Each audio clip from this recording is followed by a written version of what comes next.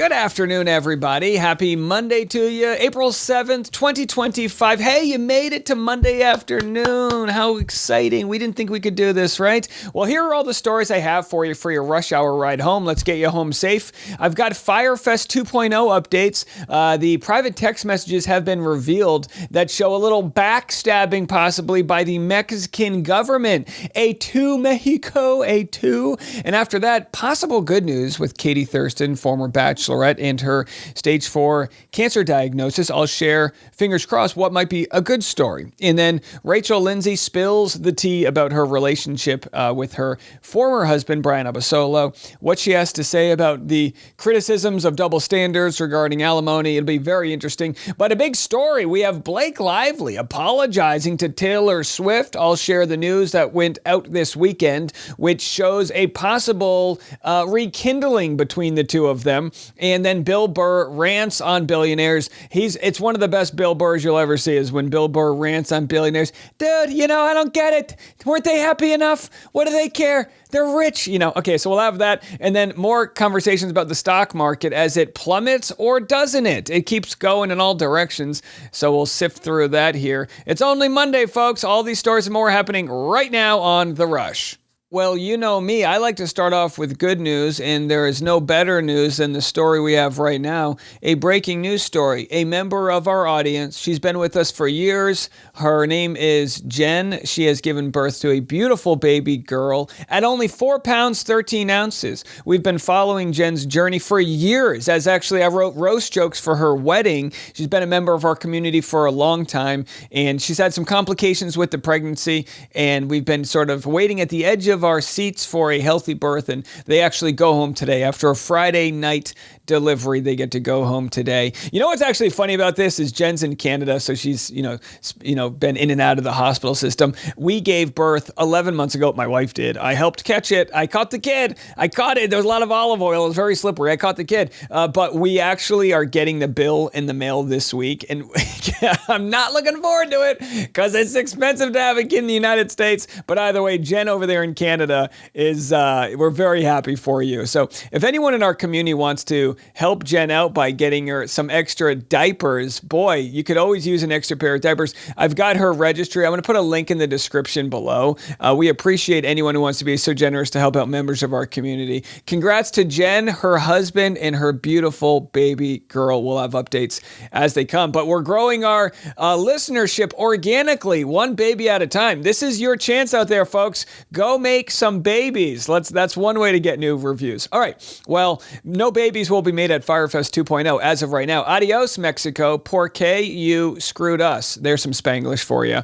And this is we covered this morning, but there was a Firefest group chat. Firefest 2.0 will not go down in Playa del Carmen, Mexico next month. The organizers say it's because they got royally screwed by the Mexican government. Look, I think Firefest is a good idea. The idea of having a tropical island where people go to, share arts and dance, I think it's a good idea. They just got to figure it out. I'm not saying no to Firefest. Just figure it out. But it looks like, and I called this all along, it looked like the Mexican government probably needed some money greased in the old palms, some pesos in the old palm right there to get this thing going. But what they're saying is they effed us. We're going to start exposing. We have all the receipts. As of now, we won't be hosting a festival in Playa. Well, I don't know if anyone was planning on going. Now, again, they're getting criticized left and right that there wasn't even supposed to be a festival. They were just throwing a concert at a hotel. Like, what's the big deal? But it's like, come on, they tried to do it the first time. They failed miserably. I mean, your party sucks when you got to go to jail before it even happens. But hey, a boy can dream. I want them to do well. So here's what the producers say. They posted on Twitter, Instagram, giving their blessing and support. And then yesterday they said, we've never heard of them. It's hilarious. Suggestion as an outsider that's gotten lots of unfair criticism. Announce your regret of failing to come to an agreement with the Mexican officials sooner than later. Political unrest between the U.S. and Mexico made it difficult to meet certain conditions. Oh, yeah. I mean, that could be an issue, too. This is the problem with Trump's tariffs. Firefest 2.0, the first victim of Trump's tariffs. Geez, they said you're going to start seeing Americans getting kidnapped. We didn't do anything wrong. They're just lying completely. And at this point, we're not doing any event there. And we plan on making it very public and showing all the evidence. We'll move it somewhere else. I know what you mean, though. Fortunately for us, we are not based in Mexico. Yeah, I guess, all right, don't go to Mexico, for Firefest. So we'll share any updates. I mean, whether the festival ever happens, Firefest branding, I mean, you can't, everybody knows FYRE. We know what it is. There's been multiple documentaries. Will there be let's get a documentary every other year as this thing never takes it off the ground. Well, a sad update here.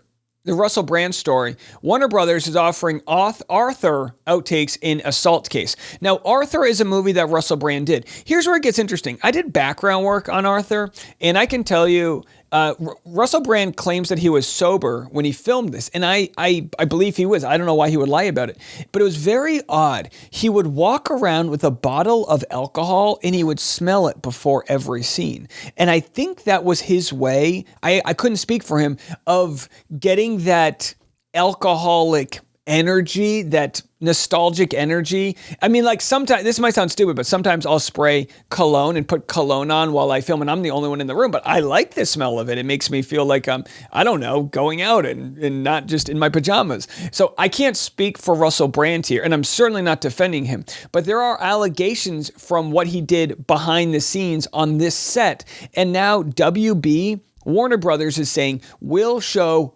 all of the outtakes, any extra evidence they need. So he's claiming that there's no sort of, there's no merit to these claims, but there might be something on camera he doesn't remember or know about. And if that's the case, he is going to sink on this one. But we'll have to see. And also, why is Warner Brothers offering up these outtakes? Is it because they know there's something there, or they're just trying to do the right thing? We'll have to wait and see.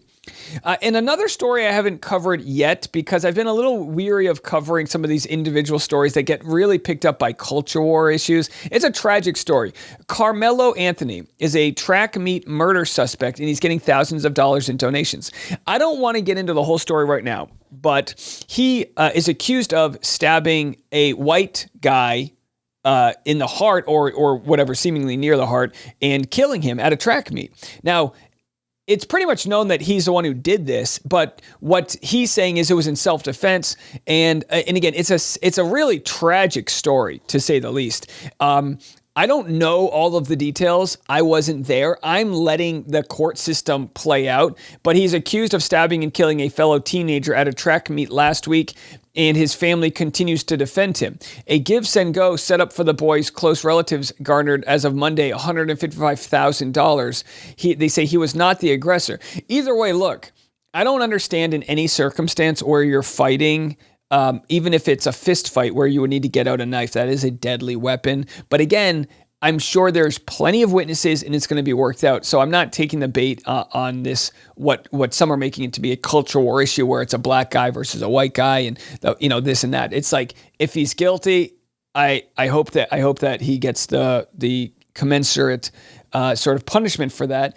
And if he's innocent, well, he'll have his day in court. And that's how the judicial system works. All right, well, coming up next, I'm going to share the wild Rachel Lindsay story. Oh, we'll do Katie Thurston and then Rachel Lindsay coming right after that. We had a couple updates over the weekend regarding Bachelorette Katie Thurston. She was diagnosed with cancer and was minutes away from getting chemotherapy. Here's the update. Bachelorette Katie Thurston cancels chemo minutes before first session after new diagnosis in cancer battle. So this could be good news, but again, this is why you need to get multiple opinions when you have something so serious like this. She wrote on Instagram, update, today I was supposed to start chemo. I had my cold cap, my cold socks, snacks, blankets, medications, entertainment ready. My Aunt Lindsay flew in to be with me this weekend for recovery. However, yesterday I got the call that my pathology results in my liver, breast, and lymph nodes all came back as HER2 negative, even though my original samples as Kaiser were HER2 plus. I was minutes away from taking my steroid for chemo prep. Instead, I'm headed to my doctor to discuss how this happened, what testing is needed, and what this means for my new treatment plan. So sounds like chemo is off the table. I should be excited, but in 2 months, I've continued to get an update diagnosis 3 times.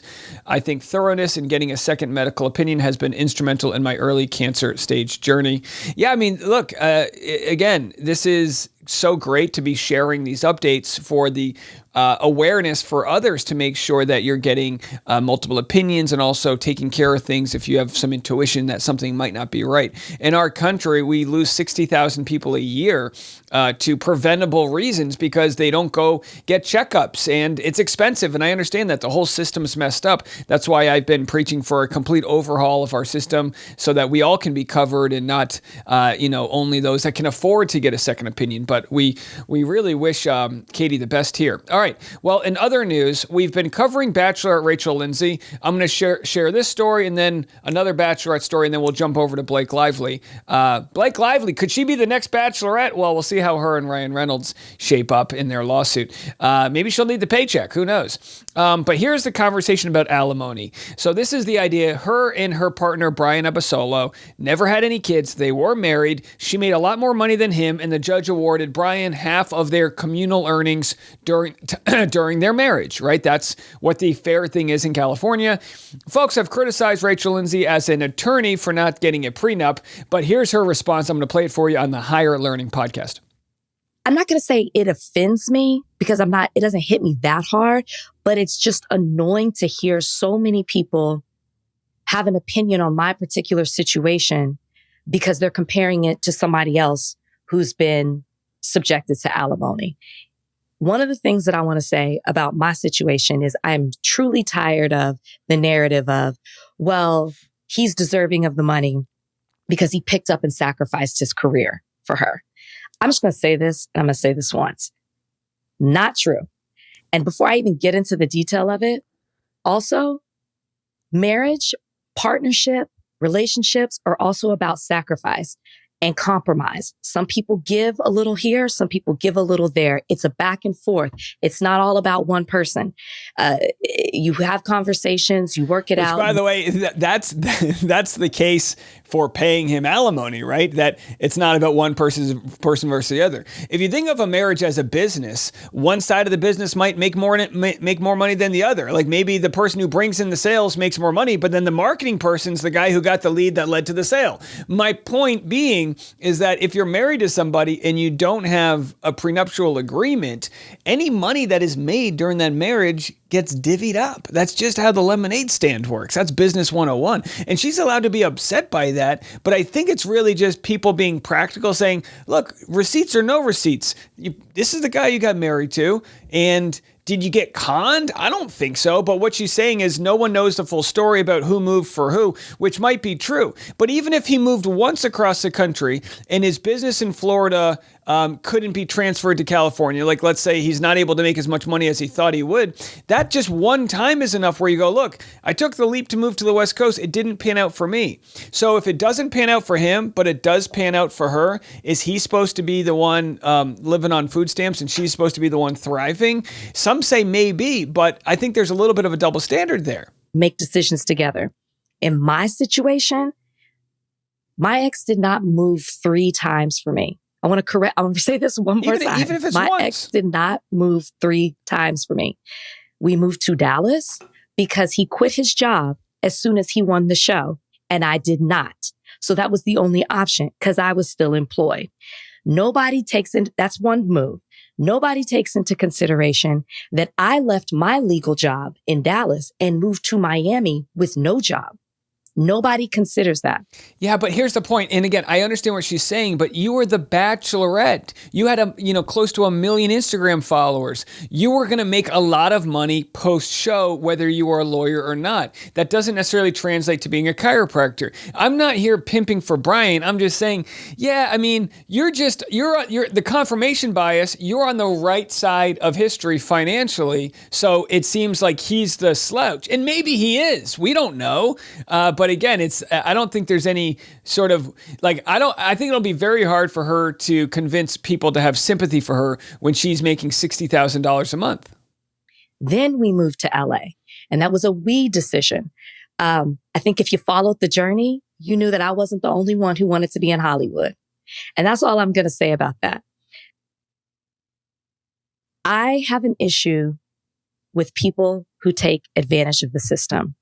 The reason I said that my ex is not deserving of alimony is because we both made sacrifices in the marriage, and I shouldn't be punished because I was successful during the time that we were married and he wasn't. You guys can fault me for not getting a prenup. I get it. I understand it. You don't know the circumstances that went into all of that. Like I said, I'm not going to go into the tit for tat, but somebody who is fully capable of working, who is licensed in multiple states, who could go work for somebody or start their own business or could influence or could use the platform that was given to them to leverage it into other things, should not be receiving spousal support.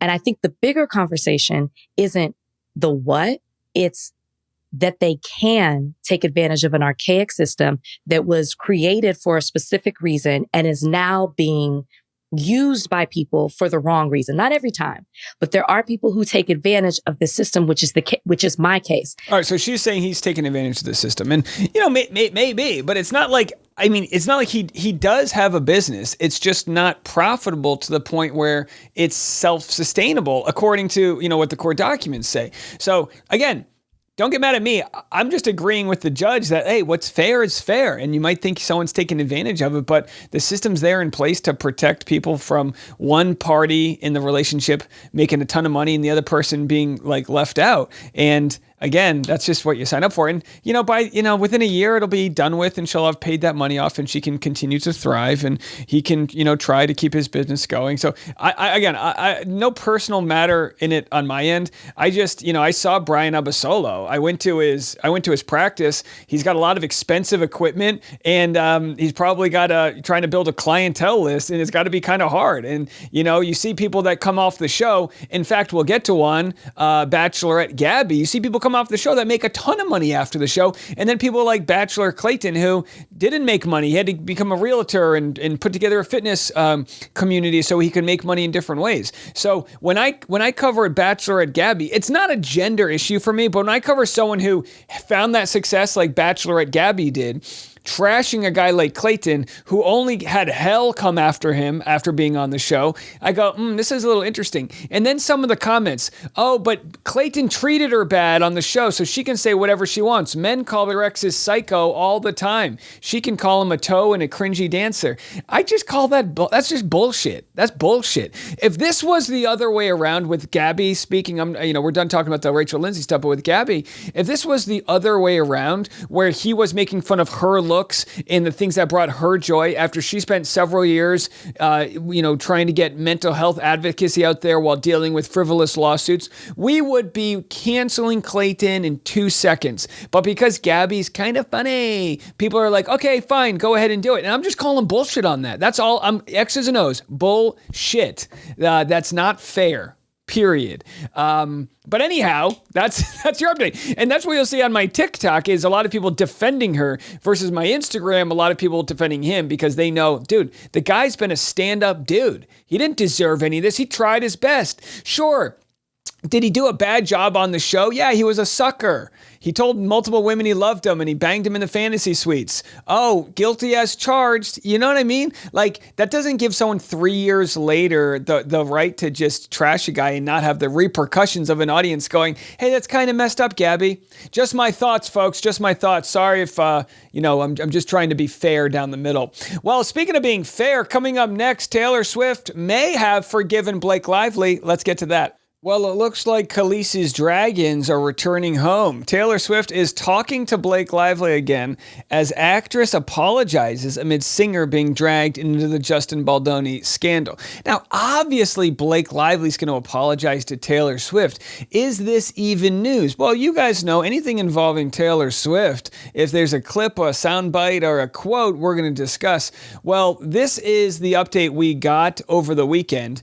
So in February, it was reported reported that the singer Taylor Swift took a step back from their decade-long friendship after the shock involvement in Blake's highly publicized legal roller coaster. Again, we saw the text messages that revealed that Blake Lively was using Taylor and Ryan as leverage to sort of commandeer the script away from Justin Baldoni. But a source over the weekend told News Nation Taylor Swift and Blake Lively have worked everything out. Blake apologized and they are talking again. Now, we'll see if this is true. I've certainly had fights with friends where it went south and then I said, oh no, everything's fine. And then the reality is I'm like, I want to stay a mile away from that person. So I understand very closely that it could be, no, we're fine. Everything's fine. And then Taylor's like, I'm going to hang out with anyone but Blake from now on. In February, the A-list pals were struggling to move on from the fallout, with the Shake It Off singer pausing communication with Blake, according to insiders. Now, who are these insiders? This could be complete hogwash made up, but Taylor completely went off social media for a long time and only has since returned to social media to praise another friend and not Blake Lively. So I think we all know Taylor's very justice oriented, right? She's stood up for people. She's literally had lawsuits where she doesn't even want any monetary, anything in return, where she's literally filed lawsuits for $0 just because she wanted to be on the right side of a story, whether it be harassment or assault claims or contractual issues. So I think Taylor Swift is very justice oriented. And so for her to not publicly advocate for Blake Lively is her saying, let's just let this thing all play out in the courts. So their close bond deteriorated. Taylor is not communicating with Blake. Taylor was invited to the SNL 50, but with Blake there and Kim Kardashian, it was the last place on earth she would ever be seen. Now, of course, Kim Kardashian, because Kim was married to Kanye and Taylor had her Kanye issue. Hey, Kanye, whoever won that beef between you and Taylor? Oh, I think Taylor did, right? That was years ago, the simple world of Kanye being only slightly unhinged. So they haven't been pictured together in months. To be quite honest, I don't believe this story until I see them together. I don't believe the story until I see Blake Lively and Taylor Swift canoodling and going out and doing their thing with Travis Kelce and Ryan Reynolds. So I'm not buying it. That's just my BS meter. We will have more updates as they come. We had a video out today regarding Blake Lively and how her PR continues to suffer as she exposed Jed Wallace's medical health concerns in her latest filing, an 800-page mega filing that some are saying was meant to absolutely just drain his bank account. But anyhow, will there be any end in sight for Blake? Will she get any moral victories?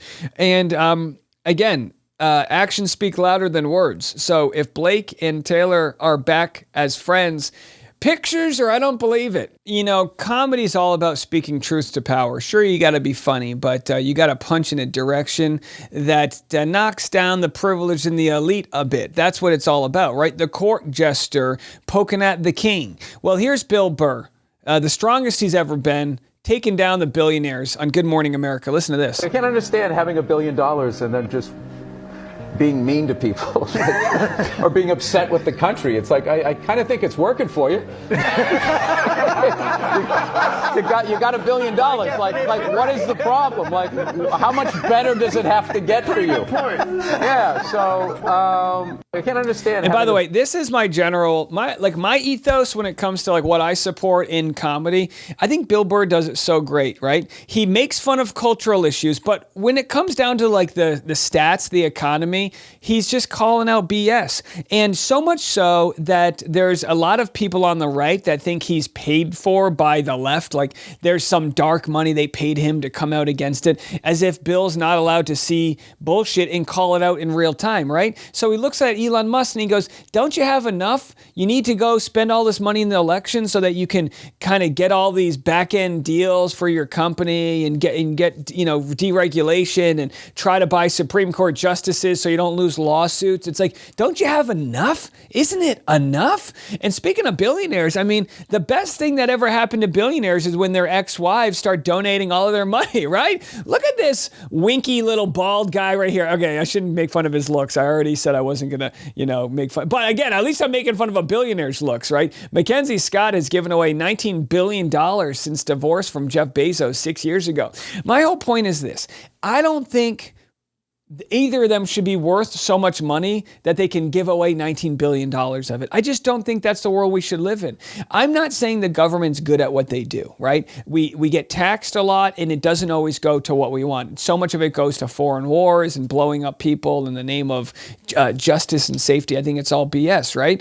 But in this case, at least she's doing something with that money. Like, rather than just, shooting crotch-shaped rockets into space, we've got Mackenzie Scott throwing it to the little guy out there, right? But this isn't enough. This isn't enough. How about a system where we put together so that the lower middle class and the lower class are raised up so that they have a chance to get out of the deep end? Throw them a life vest so that they can actually get on their feet. They always say, like, food stamps, the programs they're cutting. Food stamps, for every dollar you put into it, is a $22 return, which means help people out a little bit. Help them get food so that their brains can function, so that they can have the energy to go get a job and to go work a little bit. Not so that they can continue to be poor, but so that their entrepreneurial minds can sort of grow and they can see, they can work hard. This idea that people just want to be lazy isn't true. The truth is, a lot of people don't see light at the end of the tunnel. They see the rich getting richer, they see the poor getting poor. So what's the point of going to try to start a business when you're already in debt from, college or whatever, medical debt or these issues? So now we've got billionaires. The best case scenario is that they get divorced and then their wife gives the money away. And again, we've got a Treasury Secretary worth hundreds of millions of dollars telling us, just ride it out, Dave. It'll be all right. Don't worry about it. Hey, your mom and your grandmother can go a month without their Social Security check. Get out of here with that. That's ridiculous. I think the next Treasury Secretary should just be a sassy lady who says, nope, we're going to be taxing the wealthy and we're going to make sure everyone has a livable wage. Oh, I know, crazy communist thoughts out there, right, folks? Unbelievable stuff. And no one knows what's going on with the market. Businesses are afraid to speak out. Spineless businesses know that this is going in the wrong direction, but they don't want to offend the king. I spoke to a number of CEOs over the weekend, most of whom actually don't still want to talk on the record, but virtually all of whom are deeply concerned about these tariffs and what they mean, and I think would like to speak out, but frankly are afraid. They're afraid that the president will have some kind of retribution against the company if they do. And the question, of course, is, do they do it all together? There's been some conversations about writing letters to the president with, dozens, if not hundreds of them collectively. And they're afraid about what's about to happen to the economy, both in terms of 12, 18 months from now, whether retirees who are looking at the stock market now stop buying things. That is the Okay, so hey, CEOs, here's a little word of encouragement. Grow a pair. Grow a pair and do the right thing. Same thing with the leaders in the Republican Party.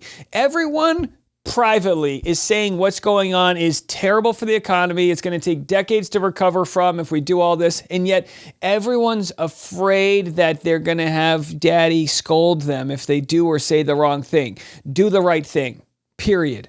All right, well, we're out of time. I had some more other stories I wanted to get to, but we're flat out of time, so we'll cover them in the morning. Thank you guys so much for all the nice reviews. Again, because we're taking hard stances, unlike these politicians and unlike these corporate hacks, we're taking hard stances on what's going on out there. We see it with our own two eyes, and we're not accepting it, and I'm going to use my platform to share that. Because of that, there is a resistance of people that are going to review bomb us and give us terrible reviews. But if you're still listening, and if you haven't acted already, my encouragement to you for supporting our free show here is, please do me a solid, share it with a friend. Give us a 5-star review on Apple Podcasts or Spotify. Leave us a nice comment on the YouTube channel. Follow the Rush Hour with Dave Neal on Instagram, on TikTok, D Neals. And if you want, you can donate and join the private membership group on patreon.com/Dave Neal and join our community there. However the hell you support, we appreciate you. Thank you for being a part of the team as we continue to call out the BS going on out here. We'll see you in the morning. I'm Dave Neal, and this is The Rush.